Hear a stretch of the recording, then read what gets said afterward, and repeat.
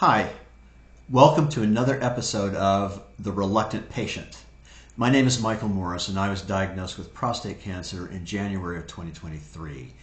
And in late February of 2023, I underwent a radical prostatectomy. It was successful and no further treatment was required. My prognosis is positive and I feel like I'm a lucky guy. I wanted to create a video series to share some of the things I've learned along the way, from diagnosis to treatment and to recovery. I was overwhelmed with the task of learning about my disease and learning about treatment paths. It's just so much information that you have to take in such a short period of time in order to make informed decisions, in order to feel like you're in charge of making choices in your own life. I want to make it clear that this video should not be construed as medical advice. If you're making consequential treatment decisions, you should be speaking with your doctor.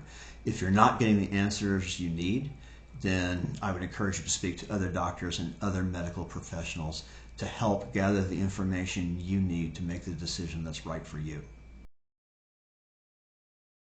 The title of this episode is Getting the Band Back Together, and the topic is starting the process of sexual recovery.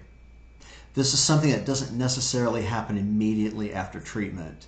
You need an okay from your doctor to begin this process, and you need to have your head clear. For many men, myself included, there's a lot of grief after treatment, a lot of having to face what is lost because of treatment and because of cancer. And that sometimes it takes a while to get to the point where you want to look to the future and start constructing a new you. There are many resources that you will find online. You will find videos of grand rounds with lectures on survivorship programs and sexual recovery. You will find YouTubes that are more self-help in nature about sexual recovery. And you'll also find self-help websites that help you with some of the concepts and some of the ways that men help reconstruct their sexual experience following treatment. So I would encourage you to take a look at all of those. I found a wealth of information online, and I'm fortunate to live in a major urban area where the hospitals have survivorship programs that help with erectile dysfunction and sexual therapy. Unfortunately, what I also found is I didn't particularly appreciate the tone coming from a lot of the pieces that are produced online. I found that they were often condescending and paternalistic. They didn't give me the big picture. I wasn't treated like an adult in the room. I felt like I was back in Sunday school. So I wanted to try to present this in a different way, in a way that was more positive and gives you the bigger picture, a bigger sense of what's going on and what you're doing towards that goal, towards that process. So that's how I came up with getting the band back together. It's a big fat metaphor, and we're going to play this stupid metaphor for all it's worth. For one thing, this is a happy thing, and this is a nostalgic thing. This is kind of the thought process is you had a band, a neighborhood band, and you got to use your parents' garage, and all of your buddies would come over and play different instruments. And you actually had a good thing going, but then life took over and you stopped this sort of creative endeavor. And but now you're getting the band back together. It's a joyous experience. There's a lot of nostalgia involved, and that nostalgia also is a part of the process that I'm going to associate with sexual recovery. First and foremost, if you're getting the band back together, you're not going to be having a performance tomorrow night. No. There's lots of steps that get to that point. First, you're going to be getting a hold of the former band members and saying, hey, what are you doing? You want to join? You want to come back and get together? And then you're going to get them together and you're going to have them play their instruments and sort of tune up and see where they're at. Kind of an audition process, seeing if they remember the same old tunes. So you go through that process. And then you do a lot of practice, you do a lot of rehearsing, and you do a lot of working with each other to make sure that these different musical instruments make a great sound. Think about all the aspects of your band. You got a lead singer, you got a first guitar, maybe a couple of guitars, you definitely have a bass, right? You got a percussion system back there, and then you may have other instruments like a horn. So imagine the biggest picture possible when you have this band, and you are going to orchestrate this. You're going to get it all back together, but everything's a little bit rusty.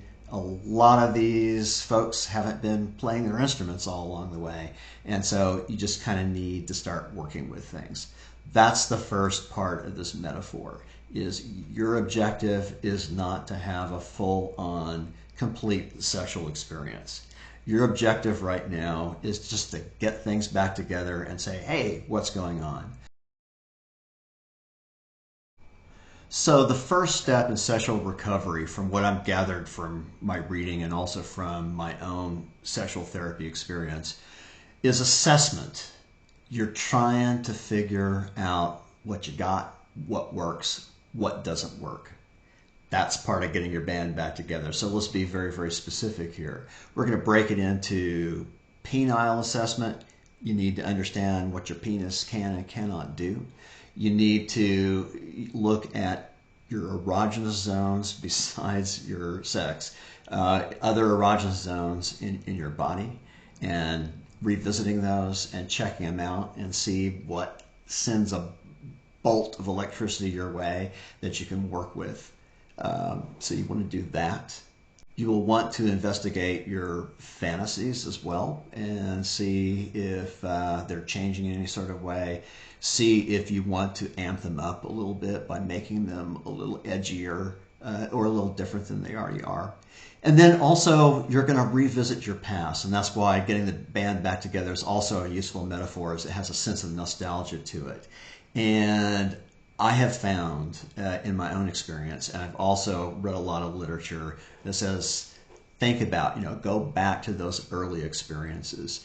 And that early sexual discovery experience will help you in your sexual rediscovery experience now, because there are corollaries. And there's a lot of sexy memories to draw from as well. And so these things help you out. So we will cover these in detail, hopefully in subsequent videos. But I just want to introduce you to the first idea, which is not trying for the goalposts here, not trying to have a concert tomorrow. But right now, it's just hanging out in the garage, revisiting some old friends and having some fun, and just kind of tuning things up and seeing what you got.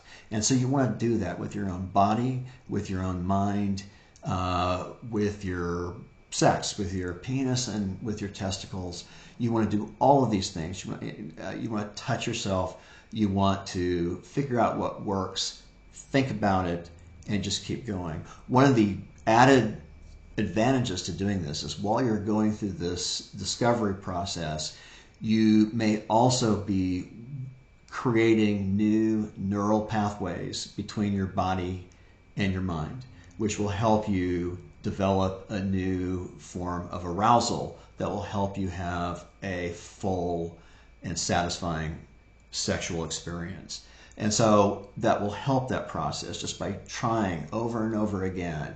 You're having a body-mind experience. And if you just keep trying, your body and your mind will figure it out. You don't have to actively participate in it even. If you just keep doing it, it will start creating a pattern. And that will help you build, like I said, pathways, so that you have many ways to feel sexy and to feel yourself and to express yourself sexually.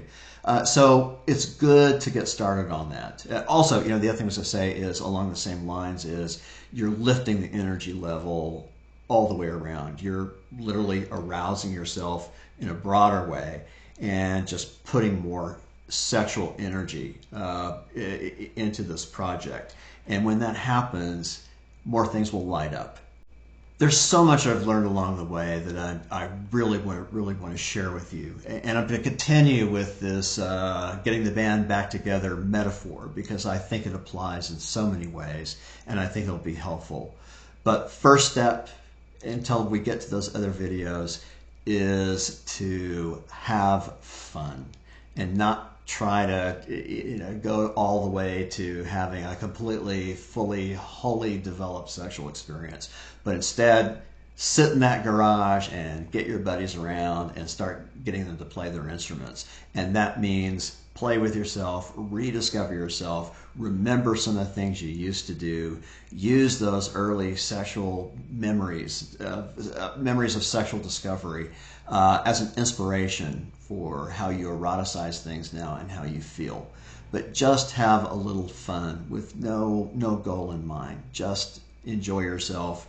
Get your spouse and have them help you with this process, especially with erogenous zones, for example.